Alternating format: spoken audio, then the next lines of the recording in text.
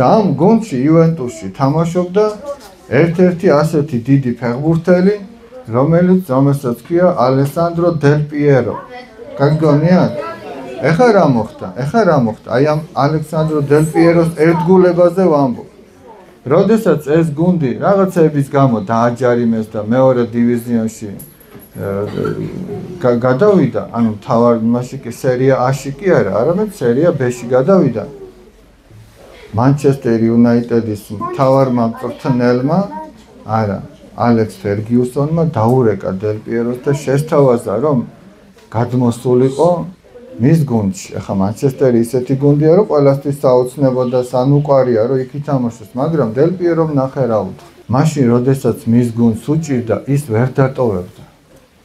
გუნდს ვერ დატოვებდა. მარტო მაშინ კი არ იყო ერთგული თავისი გუნდისა, როდესაც ის წარმატებული იყო. არამედ როდესაც გაუჭირდა, მაშინაც ვერ დატოვებდა.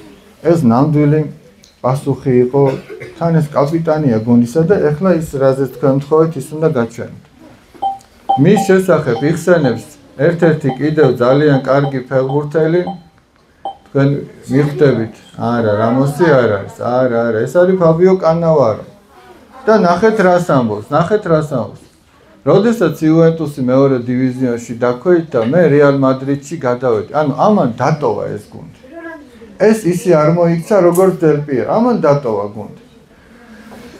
მე რეალ მადრიდში გადავედი, დელ პიეროს დაურეკე და უთხარი, რომ ის რეალს სურდა. რეალიც ისეთი გუნდია, რომ ყველას უნდა იქ თამაში, მაგრამ ნახე რა უთხრა დელ პიერომ რა უთხრა. მისი პასუხი იყო: არა, როდესაც გემი იძირება, კაპიტანი მას ბოლოს ტოვებს.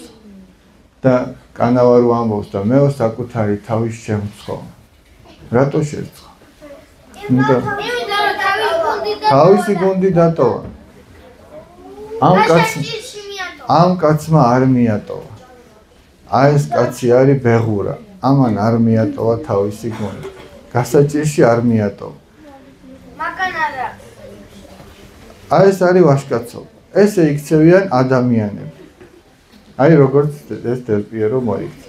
ისე რომ ჩვენ თუ სადმე ვნახავთ, რომ ჩვენს მეგობარს გაუჭირდა, ჩვენს ოჯახს გაუჭირდა, ჩვენს სამშობლოს გაუჭირდა, კი არ უნდა დაკრა ფეხი და წახვიდე, არ უნდა მიატოვა.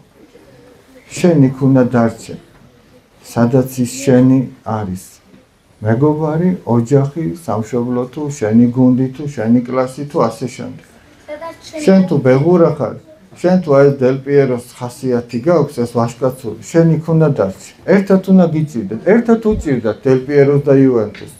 მაგრამ ისევ ამოვიდნენ სერია A-ში და ისევ ძალიან ძლიერი გუნდი.